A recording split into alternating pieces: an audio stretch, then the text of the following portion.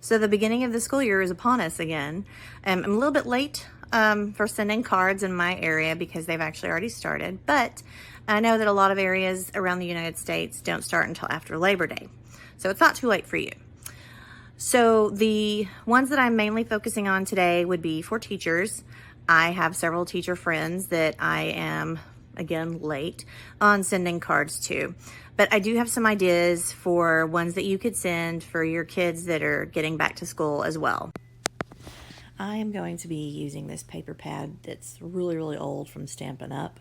I'm pretty sure you can't get that anymore. But a good alternative would be this Paper Studio Holiday Cheer Pack that's got a lot of different patterns with red and green from Hobby Lobby.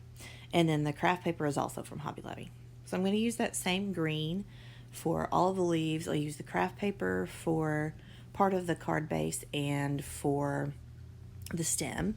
And then I picked 4 of the red patterns that I liked for my apples. And I will do 2 of each. So then I just kind of, I guess we'll call it measured, the size that I need for the stem.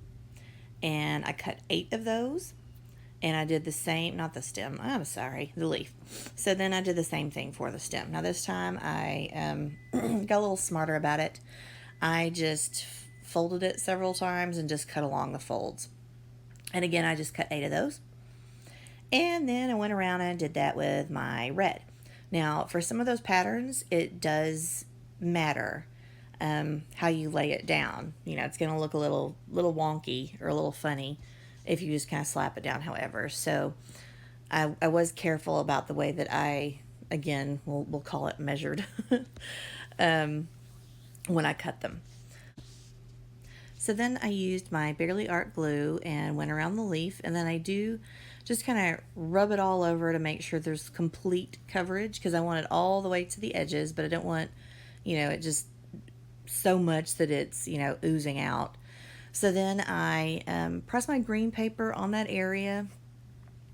And also notice that I just did the leaf. That way when I go through and cut my excess paper off, it's not stuck anywhere that I really don't want it to be.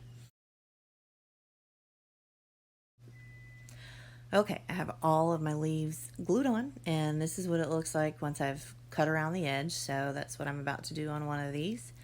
I just go around the edge with a craft knife carefully and cut off all the excess around the edge of it, following along, the wooden apple. I think the most important thing when doing it this way is that your craft knife is just very, very sharp. I've mentioned in other videos before that I just prefer this to cutting things out and then gluing it on. It just really does always look better for me this way. I know other people have better luck doing it the other way, but this works best for me, and that's, do whatever works best for you.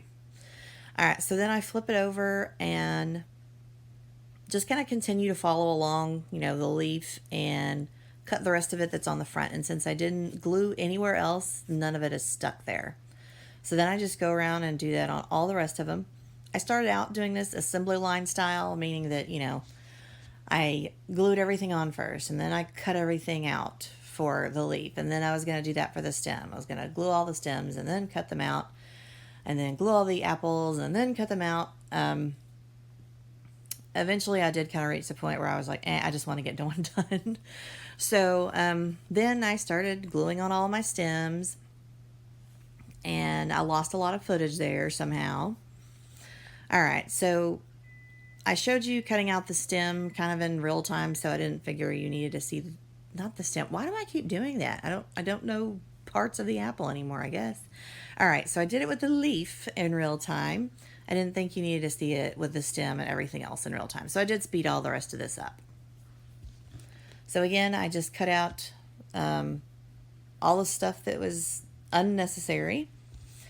Again, some of the patterns do matter how you put them down.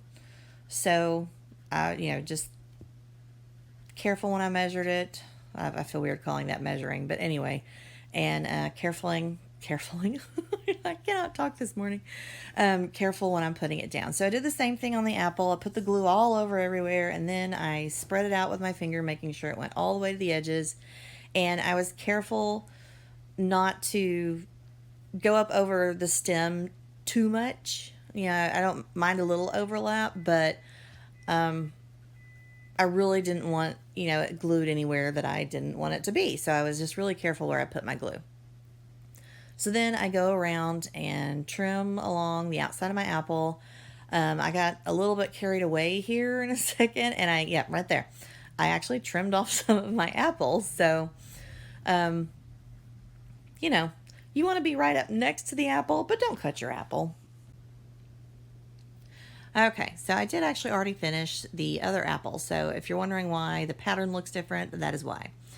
So I did the same thing. I went around the edge, and now I'm flipping it over and just kind of putting in like a little V there, basically, since apples generally aren't, flat right up there, where it meets the stem and the leaf. It really doesn't matter because I'm going to cover that up here in a second anyway. So then I go around all of the edges and sand just in one direction to get off any of the excess that maybe I did not quite get flush against the wood. And it just, if you go in one direction, it just pulls that off and it has a nice, even, smooth finish. I can't get into all of the little nooks and crannies with my sanding block from the Dollar Tree, so I'm using a sheet that's for my sander, and you can use that or you can get just sheets of it at the store. Walmart, Dollar Tree has some, a lot of places have them. So I'm just getting in all those little places around the leaf and the stem, making sure it's smooth all the way around. Now I'm going to tie a tiny little twine bow. And yes, I have a very long piece of twine there to tie a tiny little bow. So I did waste some, but I I can't tie bows very well, so I need the extra twine to work with to make my bows look nice. So I glued it down with Barely Art glue because again, I don't have a hot glue gun. And then I trim off all my excess there. I kind of fluff it up a little bit just to make it look a little cuter, I guess. All right, so there's the one I had already done. I put Inspire on the front. You could leave them as is, or you could write on the front. You can put a little picture on the front. There are a lot of different things you can do. You can put the teacher's name, whatever. All right, so I used that same craft paper I did for the stem, and I ran it through my Big Shot with an embossing folder. This is an old Cricut one. I don't believe they make these anymore, but I will see what I can find as far as, similar ones that are still available, and pin those in the comments. All right, so I just glued that down. It kind of looked like like a napkin or a tablecloth or something, so I thought it would look cute with the apples. One thing you could do when giving this to the teacher, especially if you're just giving it directly to them and not sending it in the mail, you could add some of that twine with it or put like a little Jenga block or one of the cubes with it. That way they could take it off and display it however they wanted to. All right, so I'm just gluing that down, and that really is pretty much it. The card is pretty much done. I am making these cards for teachers that I know personally, so I guess my note is a little bit more personal than you might give to, your child's teacher that you really don't know very well. So I had Inspire and the ellipses or 3 little dots on the front. So I'm doing that on the inside, just kind of adding, who or what to inspire as a teacher. Each other, students, inspire coworkers, inspire creativity, hard work, curiosity. And then, just writing a little note at the bottom, letting them know that I know that they do those things really, really well.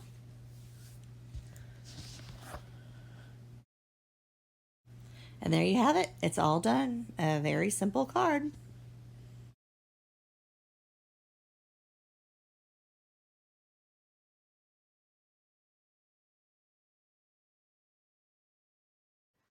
All right, this is the card that I made for my teacher friends last year. As a former teacher, I thought it was kind of funny. May your technology always work and your students always have sharpened pencils. All right, so this was one of my designs, and you can access it through my link tree and go to my Cricut projects. All right, so all you need to do, and I've already done this for you, I'm just kind of showing you how I did it. I just used the offset tool in Cricut Design Space. So I had my image in there and I offset it by, I think I just did 0.1. I don't like a big outline. I changed it to white. I selected both pieces and then I just flattened it. So that's, now you have a print and cut. I can't unfortunately show you any of that right now because my printer's not working very well. I tell you guys, I have a lot of technology issues. Anyway, so I just colored it and put some pattern paper with it, and that's it. All right, so here are some other options that I wanted to show you. Again, you can access the finished projects through my link tree. Go to the Cricut projects. I'm just kind of showing you how to do this. These would be great little cards to put in like your kids' lunch boxes the first few days. All right, so this was my I Believe in You digital stamp set that I created. So there's the 3 images that are with it and a couple of the sentiments. So I've got a Bigfoot, an alien, and Nessie, Loch Ness Monster. So I just made a square, and I'm putting my Bigfoot in there, and then I'm going to add the saying, oh, what is that? Oh, go forth and become a legend. You would think, I made these myself, you would think I would know what they say. All right, anyway. So I did slice it because that is just one piece. It did something really weird. Again, I frequently, I have technology issues, so it wasn't wanting to work with me. So I've never seen it do this before. So I just kind of cut out some of the video so that it looked halfway like this normally would. Anyway, I sliced it into 2 pieces because it's just too long to put on there the way that it is. And then I did turn them at 270 degrees because I wanted these to face outward to the left. And then I just lined those up. So you do the same thing here. Once you have all your images the way that you want them, you'll select them all and go and flatten them. The way that you know that you have done it correctly for print and cut is that black line around the square is no longer going to be there. So in a second when I do that, you will see that line, unless that box is selected, that line is going to disappear. And that's how you know that it is done correctly. It's all one piece and it's going to print and cut together. Another way to check and make sure that you've done it correctly is to, click and make it, and it'll show you what it's going to look like on the mat, and that will let you know that you've done it correctly as well. Now, again, lots of technology issues, so I didn't actually show me creating the other ones, but there are 3 little cards there when you go to my Cricut projects. All right, and then in a second, you're going to see how I have colored them in the past. Now, that Bigfoot looks kind of ridiculous because I can't color hair, but that just gives you an idea of how you can color them. You could let your kids color them, whatever you wanted to do. All right, well, that's it. I hope you enjoyed the video. If you did, I would love it if you would hit that like button. And if you're not already a subscriber, I would love it if you would consider subscribing. Be sure to check out my link tree and go to that Cricut project page where you will find those printable, well, not exactly printables, the print and cut projects that I created today. Thank you for watching, and I will see you next time.